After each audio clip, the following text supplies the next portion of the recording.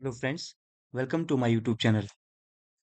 Friends, आज हम cover करने वाले हैं भारत के जितने भी रिसर्च इंस्टीट्यूट हैं, जो वैज्ञानिक संस्थान हैं और उनके जो अचीवमेंट हैं, अ, उनकी जो उपलब्धियां हैं, उनसे बनने वाले जो प्रश्न हैं, जो हर एक वनडे एग्जाम में, चाहे वो एसएससी हो, रेलवे हो या कोई भी स्टेट का सिविल सर्विस हो, अ, अगर उसमें साइंस एंड टेक्नोलॉजी वाला पोर्शन है, तो इस वाले टॉपिक से क्वेश्चन बहुत ज़्यादा पूछे जाते हैं। तो इसको हम दो लेक्चर में कवर करेंगे। आज के लेक्चर में हम प्रॉपर इसरो के बारे में डिस्कस करेंगे और इसरो के जितने भी उपलब्धियां हुई हैं, जो अभी अचीवमेंट रहे हैं, चाहे वो आदित्य L1 मिशन, जो कि अभी हाल ही में हमने 2025 में इसको सक्सेसफुली लॉन्च कराया है। तो यहाँ तक की सारी कहानी को हम कवर करने वाले हैं। क्लियर है? और दोस्तों, मैं आपको बता दूं कि इसका जो पीडीएफ है वो आपको हमारे टेलीग्राम चैनल पर मिलेगा, जिसका लिंक डिस्क्रिप्शन बॉक्स में दिया हुआ है। तो आप हमारे टेलीग्राम चैनल को ज्वाइन कर सकते हैं। चलिए, तो हम लेक्चर अपना स्टार्ट करते हैं। सबसे पहले वैज्ञानिक संस्थानों में हम बात करने वाले हैं इसरो की। अब देखिएगा फ्रेंड्स, इसरो, तो सबसे पहले हमें याद रखना होगा इसरो का फुल फॉर्म क्या होगा। तो इसरो का फुल फॉर्म है इंडियन स्पेस रिसर्च ऑर्गेनाइजेशन, भारतीय अंतरिक्ष अनुसंधान संगठन। हिंदी में इसका फुल फॉर्म होगा भारतीय अंतरिक्ष अनुसंधान संगठन। इसकी स्थापना होती है 15 अगस्त 1969 को, 15 ऑफ अगस्त 1969 को इसकी स्थापना होती है। लेकिन स्थापना होने से पूर्व भी ये अस्तित्व में था। बाद में इसका जो है नाम हमने परिवर्तित किया है, वो हम अभी आगे देखने वाले हैं। अगर हम इसके हेडक्वार्टर की मुख्यालय की बात करेंगे फ्रेंड्स, तो इसका मुख्यालय है बंगलुरु में, कर्नाटक में जो पड़ता है। और ये इंडिया की स्पेस एजेंसी है। जैसे कि अमेरिका की जो स्पेस एजेंसी है उसका नाम है नासा, ऐसे इंडिया की जो स्पेस एजेंसी है इसका नाम है इसरो, जिसको हम बोलते हैं भारतीय अंतरिक्ष एजेंसी। इसका जो डिपार्टमेंट है, इसका जो विभाग है, अगर हम विभाग की बात करेंगे तो विभाग है अंतरिक्ष विभाग, स्पेस डिपार्टमेंट। और अगर हम इसरो के पुराने नाम की बात करते हैं, ओल्ड नेम की बात करते हैं, तो ये प्रारंभिक रूप से इनकोस्पार के फॉर्म में था, जिसको हम बोलते हैं इनकोस्पार। अब ये इनकोस्पार क्या है, इसको समझते हैं फ्रेंड्स। इनकोस्पार का फुल फॉर्म है Indian national committee for space research, जिसको हम बोलते हैं भारतीय राष्ट्रीय अंतरिक्ष अनुसंधान समिति।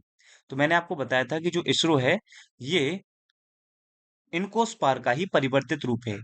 तो इनकोस्पार का फुल फॉर्म है Indian national committee for space research. इसको हम बोलते हैं भारतीय राष्ट्रीय अंतरिक्ष अनुसंधान समिति। अब फ्रेंड्स, अगर हम इनकोस्पार के बारे में चर्चा करते हैं, तो इसकी जो स्थापना है, ये हमारे तत्कालीन प्रधानमंत्री, जो हमारे फॉर्मर प्राइम मिनिस्टर थे जवाहरलाल नेहरू, उनके द्वारा इसकी स्थापना की गई थी इन 1962, 1962 में। उस समय इसके लिए एक विभाग बनाया गया था, जिस विभाग के अधीन रहकर ये काम करता था उसका नाम है परमाणु ऊर्जा विभाग, डिपार्टमेंट ऑफ एटॉमिक एनर्जी। तो परमाणु ऊर्जा विभाग के अधीन रहकर काम करती थी इनकोस्पार संस्था। इसका प्रमुख जो योगदान था, ये इसमें इनकोस्पार को बनाने में वो दिया था डॉक्टर विक्रम साराभाई ने। इसलिए डॉक्टर विक्रम साराभाई को father of Indian space program भी कहा जाता है, भारतीय अंतरिक्ष कार्यक्रम का जनक भी कहा जाता है। किसको? डॉक्टर विक्रम साराभाई को। और अगर आप इस इनकोस्पार के प्रमुख कार्य देखेंगे, तो इनकोस्पार बना था, इसने बनते ही टल्स की स्थापना की थी। टल्स क्या है? इसका फुल फॉर्म है Thumba equatorial rocket launching station. Kerala में एक जगह पड़ती है थुम्बा, जो कि इक्वेटर के पास ही स्थित है। तो यहाँ से रॉकेट को लॉन्च करने के लिए एक स्टेशन बनाया गया था इनकोस्पार के द्वारा, जिसका नाम है टल्स, जिसकी स्थापना हुई थी 21 नवंबर 1963 को, 1963, जहां से पहली बार भारत का साउंडिंग रॉकेट छोड़ा गया, जिसका नाम था नाइक अपाचे। तो ये इंडिया का पहला प्रायोगिक जो कि वायुमंडलीय परतों का अध्ययन करने के लिए गया था, नाम है नाइक अपाचे।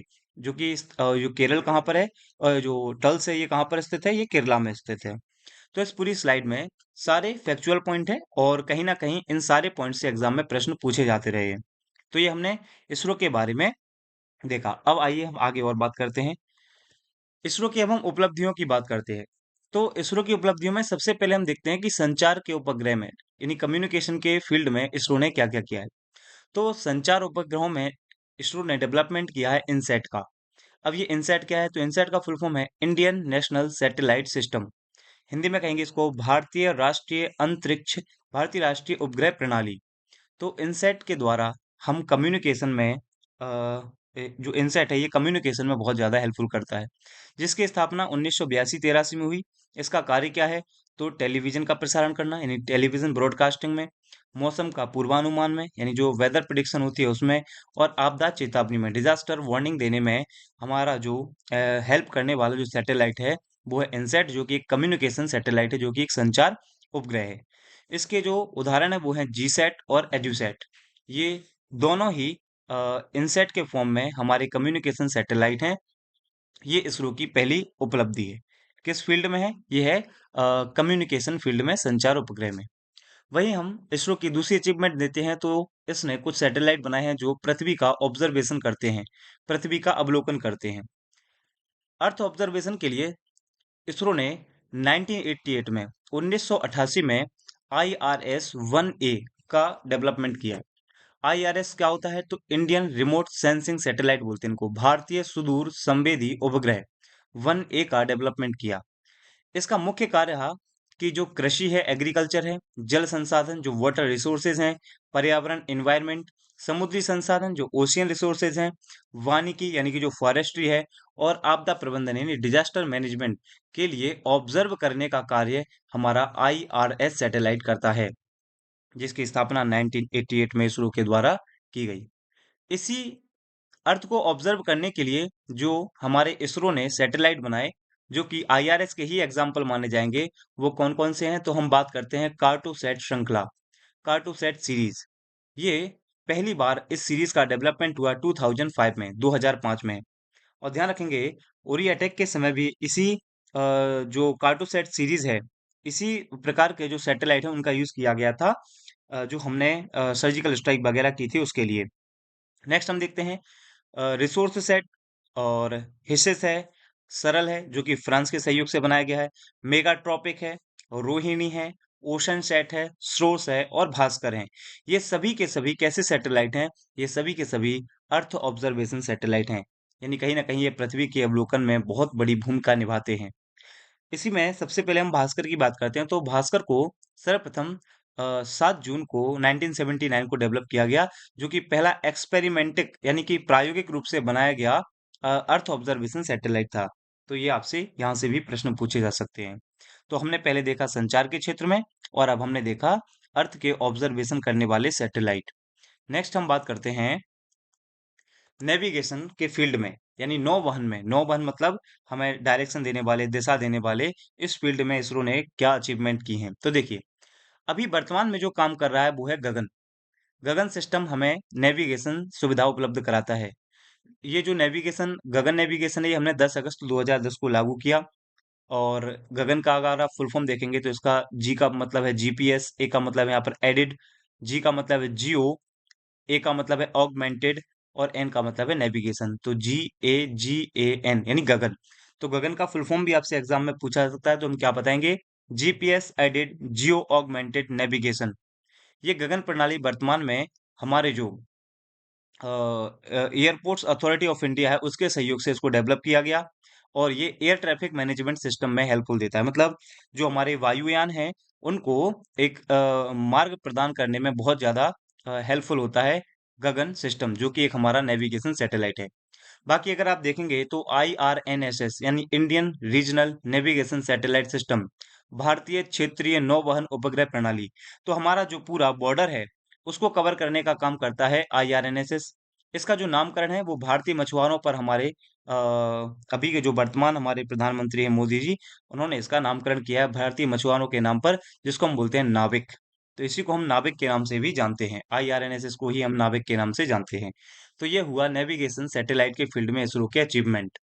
अब हम देखते हैं एकेडमिक इंस्टीट्यूट में या शैक्षणिक संस्थानों में क्या अचीवमेंट किया है इसरो ने। तो देखिए, इसमें ध्यान रखेंगे केवल अध्ययन की दृष्टि से, चूंकि आप देखते हैं कहीं ना कहीं आज के समय में जो हमारा साइंस एंड टेक डेवलपमेंट कर रहा है, तो ये हमारे देश के कई बड़े बड़े इंस्टीट्यूट को अपनी ओर अट्रैक्ट कर रहा है। और आप देखेंगे बच्चे इस पर बहुत ज्यादा अपना पार्टिसिपेशन दिखा रहे हैं कि वो सैटेलाइट का निर्माण करते हैं। आप देखेंगे कभी कोई ड्रोन बना रहा है, इस प्रकार से। तो उसके संदर्भ में आप देखेंगे शैक्षणिक संस्थानों के लिए जैसे कलाम सेट का डेवलपमेंट किया गया, प्रथम का डेवलपमेंट किया गया, स्वयं, जुगनू और सत्यभामा सेट, इन सभी का डेवलपमेंट हुआ है एकेडमिक इंस्टीट्यूट के लिए। तो आप देखेंगे सत्यभामा सेट से एग्जाम में क्वेश्चंस पूछे गए हैं। तो सत्यभामा सेट इसरो का एक एकेडमिक इंस्टीट्यूट सैटेलाइट है। ठीक है, तो ऐसे से यहाँ से जो प्रश्न बनते हैं उनको हम आगे डिस्कस करेंगे। फिलहाल आप ये सारे पॉइंट्स याद रखेंगे। तो कलाम सेट, प्रथम, स्वयं, जुगनू और सत्यभामा सेट, ये सभी के सभी एकेडमिक इंस्टीट्यूट सैटेलाइट हैं। अब हम देखते हैं अंतरिक्ष विज्ञान और अन्वेषण के क्षेत्र में क्या इसरो ने अचीवमेंट की और सबसे ज्यादा क्वेश्चन पूछे जाते हैं इसी वाले पॉइंट से इसरो के लिए। तो अगर आप इसमें देखेंगे तो सबसे पहले बात करेंगे हम एस्ट्रोसेट की। ये एस्ट्रोसेट क्या है दोस्तों? एस्ट्रोसेट को 28 ऑफ सितंबर 2015 को लॉन्च किया गया। इसके लिए जो लॉन्च व्हीकल यानी प्रक्षेपण यान, जिसको हम बोलते हैं सामान्य भाषा में रॉकेट, कौन सा रॉकेट यूज किया गया उसका नाम है PSLV-C30। इसको लॉन्च किया गया था सतीश धवन स्पेस सेंटर श्रीहरिकोटा से। और ये भारत का यानी फर्स्ट इंडियन एस्ट्रोनॉमी मिशन था। ये भारत का पहला एस्ट्रोनॉमी मिशन माना जाता है। मतलब हम कह सकते हैं कि वहां पर एक हमारा एस्ट्रोनॉमी बना हुआ है अंतरिक्ष में, जो कि एस्ट्रोसेट से रिलेट करता है। नेक्स्ट जो हमारा अंतरिक्ष के फील्ड में जो अगला अचीवमेंट रहा है वो है MOM, जिसको हम बोलते हैं मार्स ऑर्बिटर मिशन। अगर हम इसको सामान्य रूप में देखेंगे तो हम इसको मंगलयान के नाम से जानते हैं। और MOM को भेजा गया था PSLV-C21 लॉन्च व्हीकल से। जो इसमें प्रक्षेपण यान यूज किया गया है वो है PSLV-C21। इसको लॉन्च किया गया 5 नवंबर 2013 को। और ये मंगल की कक्षा में सफलतापूर्वक प्रवेश किया 24 ऑफ सितंबर 2014 को। ध्यान रखेंगे दोस्तों, ये जो मोम है या जो मंगलयान है, ये प्रथम अंतर्ग्रीय मिशन माना जाता है इसरो का। फर्स्ट इंटरप्लेनेटरी मिशन माना जाता है इसरो का, जो कि हमारे लिए बहुत बड़ी अचीवमेंट है, क्योंकि हम अपनी पहली ही बार में हमने इसमें सफलता प्राप्त की थी। यानी पहली बार ही हमने लॉन्च किया और पहली बार हम मार्स यानी कि मंगल के कक्षा में पहुंच चुके थे सफलतापूर्वक।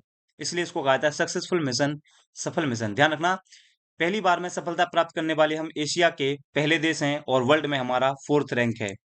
ठीक है, तो ये मंगल पर पहुंचने वाले हम वर्ल्ड में देखेंगे तो हम चौथे नंबर पर आते हैं और एशिया में देखेंगे तो हम पहले नंबर पर आते हैं। ये हमारे अंतरिक्ष में है, जो अन्वेषण हमने किए हैं उनके संदर्भ में ये 2 पॉइंट हुए। अब हम बात करते हैं अभी और कि और अंतरिक्ष विज्ञान और अन्वेषण के लिए हमने और क्या-क्या किया है। तो अब यहाँ से आता है हमारा चंद्रयान फर्स्ट, चंद्रयान प्रथम। ध्यान रखिएगा दोस्तों, भारत का ये पहला अंतरिक्ष अन्वेषण उपग्रह माना जाता है। First space exploration satellite of India, Chandrayaan. क्योंकि ये 2008 में लॉन्च किया गया था 22 अक्टूबर को। ठीक है, और ये भी सफलतापूर्वक प्रक्षेपित किया गया था। कहाँ से? वहीं श्रीहरिकोटा से। ये प्रथम चंद्रमा मिशन माना जाता है। ये फर्स्ट चंद्र मिशन माना जाता है। 8 नवंबर 2008 को जो है ये चंद्रमा की कक्षा में पहुंचा था। हालांकि ये केवल हमने रिसर्च पर्पज से या एक्सपेरिमेंट के उद्देश्य से भेजा था। इसमें जो लॉन्च व्हीकल यूज हुआ है वो है PSLV-C21।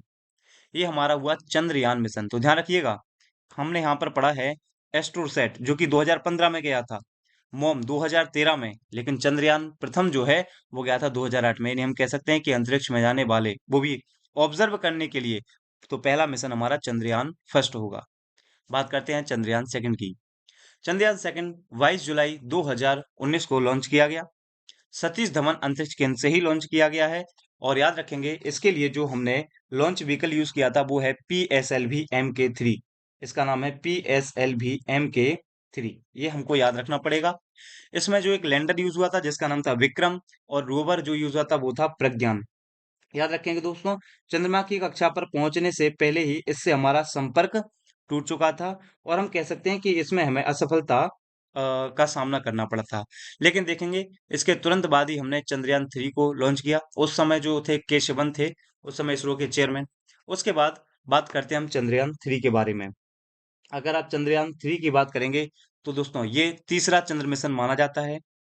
इसमें हम चंद्रमा के दक्षिणी ध्रुव पर पहुंचने वाले विश्व के पहले देश बने हैं। ये सबसे इंपॉर्टेंट पॉइंट है। इसके अलावा आप देखेंगे, ये पेलोड कितना ले गया था। पेलोड मतलब होता है कि ये चंद्रयान मिशन में कुल भार कितना था, तो 3900 किलोग्राम इसमें जो है टोटल भार था इसका। आगे देखेंगे, इसके लिए लॉन्च व्हीकल जो यूज किया गया है वो LVM-3M4। लॉन्च व्हीकल से भी कई बार एग्जाम में प्रश्न पूछे जाते हैं, तो इसमें आप बताएंगे LVM-3M4। दोस्तों, ये भी प्रक्षेपित किया गया है, लॉन्च किया गया है सतीश धवन केंद्र से। और ये लैंड हुआ 23 अगस्त 2023 को इसीलिए 23 अगस्त को हमारे प्रधानमंत्री मोदी जी ने अंतरिक्ष दिवस, स्पेस डे जो है मनाने का घोषणा किया था कि अब हर वर्ष 23 अगस्त को अंतरिक्ष दिवस मनाया जाएगा, क्योंकि हम सफलतापूर्वक, जो कि हमारा चंद्रयान 2 फेल हुआ था, वहीं चंद्रयान 3 सफल हुआ और हम 23 अगस्त 2023 को चंद्रमा की दक्षिणी ध्रुव पर पहुंचने वाले पहले देश बने। इसलिए 23 अगस्त को अंतरिक्ष दिवस के रूप में भी माना जाता है। और जहां पर हम लैंड किए थे, उस लैंडिंग स्थल को हमारे मोदी जी ने शिव शक्ति पॉइंट नाम दिया। लैंडिंग साइट को शिव शक्ति पॉइंट नाम दिया गया। तो एग्जाम में यहाँ से बनने वाले प्रश्न आपसे पूछे जा सकते हैं, इसलिए आप इन सारे पॉइंट को बहुत अच्छे से याद रखिएगा। बात करते हैं अब, एक बार हम इन सारे मिशन को रिकॉल करते हैं। तो हमने अभी देखा, सबसे पहले हमने बात की इसरो, इसरो के फुल फॉर्म के बारे में, इंडियन स्पेस रिसर्च ऑर्गेनाइजेशन। कब इसकी स्थापना हुई? 15 अगस्त 1969। हेडक्वार्टर कहाँ पर है? बंगलुरु में है। एजेंसी है इंडियन स्पेस एजेंसी, अंतरिक्ष विभाग के अधीन रहकर काम करता है। इसका पहला नाम इनकोस्पार्क था। इनकोस्पार्क का फुल फॉर्म है Indian national committee for space research, जिसकी स्थापना हमारे नेहरू जी ने की थी। और ये परमाणु ऊर्जा विभाग के अधीन रहकर काम करता था। हालांकि आज हम बात करेंगे तो हमारा जो इसरो है वो अंतरिक्ष विभाग के अधीन रहकर काम करता है, और ये 1972 से अंतरिक्ष विभाग के अधीन ही कार्य कर रहा है। प्रमुख योगदान दिया था इनकोस्पार्क में डॉक्टर विक्रम साराभाई को, इसलिए विक्रम साराभाई को हम भारतीय अंतरिक्ष कार्यक्रम का जनक कहते हैं। उसके बाद इसने टल्स की स्थापना की, जो थुम्बा में है, केरल के पास।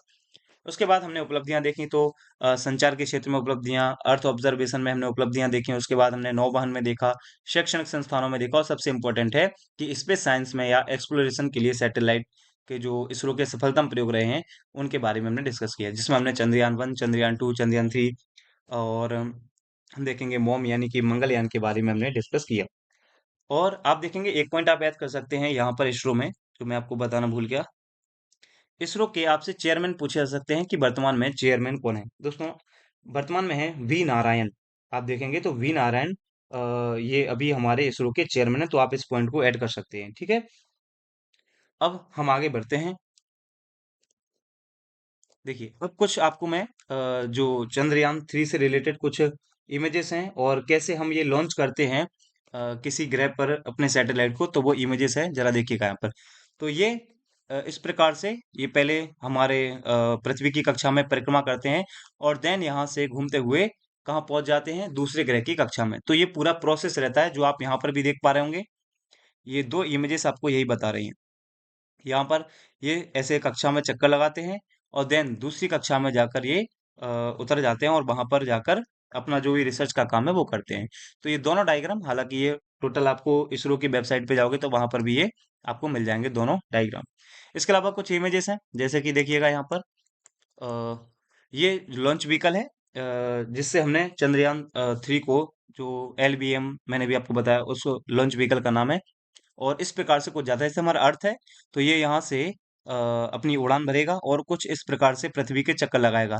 एक कक्षा को ड्रॉप करके फिर दूसरी कक्षा में, तीसरी कक्षा में, और इस प्रकार से फिर मंगल की कक्षा में घूमेगा, और फिर मंगल की कक्षा में एक दीर्घवृत्ताकार चक्कर लगाते लगाते और धीरे धीरे ये मंगल की सरफेस पर उतर जाते हैं, और फिर यहाँ पर ऑब्जर्व करते हैं। अब मान लीजिए हम पहले पृथ्वी से यहाँ से लॉन्च हुए, और लॉन्च होने के बाद मंगल की कक्षा में एंटर हुए। अब मंगल की कक्षा में धीरे धीरे हम मंगल के सतह पर सक्सेसफुली लॉन्च होते हैं, लैंड होते हैं। तो अब देखिएगा, ये मंगल की सतह है, और ये हमारा लॉन्च व्हीकल है जो यहाँ पर सक्सेसफुली लॉन्च हुआ, और इसने कुछ इमेजेस भेजी। तो ये जो है, ये चंद्रमा के सतह की कुछ इमेजेस हैं, और ये हमारा लॉन्च व्हीकल है, सॉरी, ये हमारा जो है सैटेलाइट है, जिसका नाम है चंद्रयान 3। चंद्रयान 3 में एक रोवर होता है, लैंडर होता है, उनको हम देखने वाले हैं। तो आप देखिएगा, ये निर्माण के समय की फोटो है। तो ये आप देखेंगे हमारा लॉन्च व्हीकल तैयार हो रहा है, जिसमें ये आप देखेंगे ये पेलोड होता है। ठीक है, मेन यही है। इसमें आपको देखोगे, ये है रोवर और ये है लैंडर। जो लैंड करते समय ये होता है, फिर ये ओपन होता है, इसमें से निकलता है हमारा रोवर। ये इसमें जो पहिए लगे हुए हैं, और ये यहाँ पर सोलर पैनल लगा हुआ है, इसके माध्यम से ये सूचनाओं को एकत्रित करता है, और हमारे इसरो को ये सेंड करता रहता है वहां की सारी सूचनाएं। ठीक है, तो इस प्रकार से ये हमारे चंद्रयान 3 के बारे में सारे पॉइंट हमने डिस्कस किए। लास्ट पॉइंट है जो हमारा आदित्य L1 मिशन, जो हाल ही में बहुत ज्यादा चर्चा में भी रहा है, इसके बारे में भी हम कुछ पॉइंट डिस्कस करते हैं। तो आदित्य L1 जो मिशन है, वो सूर्य का अध्ययन करने के लिए भेजा गया, स्टडी ऑफ सन। दूसरा, ये लॉन्च हुआ था 2 सितंबर 2023 को, 2 सितंबर 2023 को ये लॉन्च हुआ। कहाँ से लॉन्च हुआ? अगेन वही श्री हरिकोटा सतीश धवन याद रखेंगे दोस्तों, ये हमारी पृथ्वी से 1.5 किलोमीटर दूर, सॉरी 1.5 किलोमीटर नहीं रहेगा यहाँ पे, 1.5 मिलियन ये यहाँ पर लिखा हुआ है, इसको आप करेक्ट करेंगे।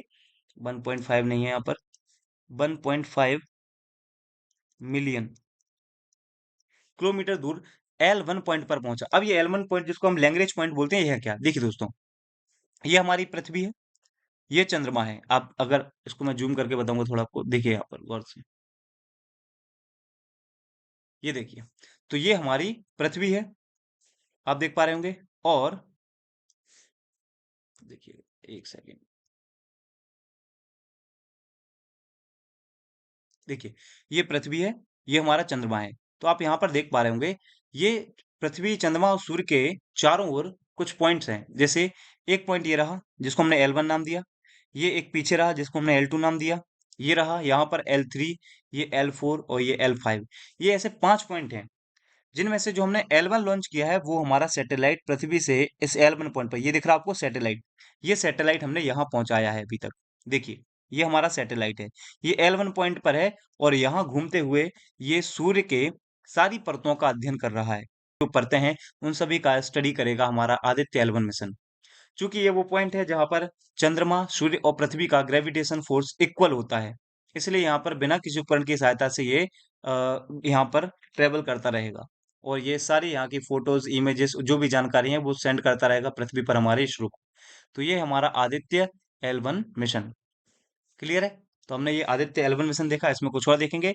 तो reach at the L1 point, कब पहुंचा ये? ध्यान रखेंगे, ये L1 पॉइंट पर 6 जनवरी 2024 को 6 जनवरी 2024 को सक्सेसफुली लॉन्च हुआ, और इस पूरे होने में 127 डेज का टाइम लगा है।